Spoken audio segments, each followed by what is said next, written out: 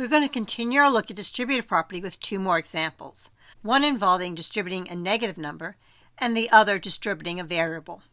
For our first example, we're going to be distributing -3 over the quantity 5 plus y. I'm going to set up the original problem as a multiplication array using my algebra tiles. We will represent -3 by 3 red unit squares.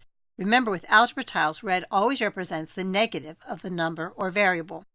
For 5 plus y, we'll be putting down 5 tiles plus the light purple tile, which will represent the unknown quantity y. Well, 5 times a -1 is -5, and y times -1 is -y. We're going to do that 3 times. So when I simplify that, I see that -3 times the quantity 5 plus y is -15 plus -3y. We're going to check that by going back to the original expression and comparing it to the expanded version we got when we applied the distributive property. I need to pick a value for y, and so to keep the math easy, I'm going to use 1.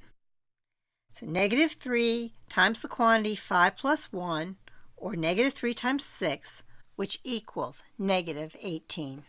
The expanded version is -15 plus -3 times y. We'll be using 1 for y. So that'd be -15 plus -3, or -18. You notice that we got the same answer in both situations. Therefore, the two expressions are equivalent. The next example is 2x times the quantity x plus 3. You'll notice that there's a variable in both parts of the expression. We're going to continue using our multiplication array and algebra tiles. I know that x times x is x squared, and x times 1 is x. So 3 times x will, of course, be 3x. I now need to do that a second time. X times x is x squared, and x times 3 is 3x. When I simplify that, I get 2x squared plus 6x. Our algebra tiles are very useful in helping us see what's going on, but we do not really need to pull out our algebra tiles to help us solve this problem. We could take the 2x and distribute it over the quantity x plus 3.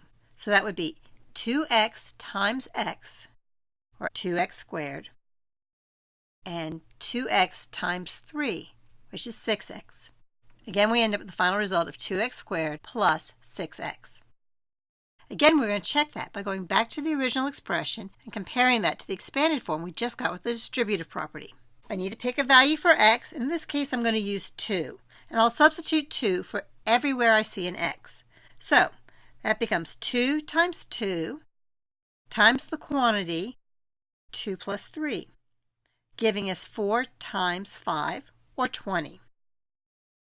Again, I need to use the same value for x when I'm checking, so I'll use 2 again, and I'll get 2 times 2 squared plus 6 times 2.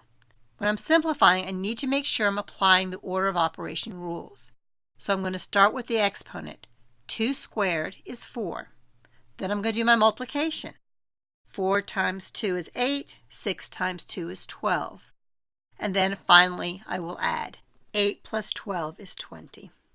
Since the two quantities are equal, we know the two expressions are equivalent.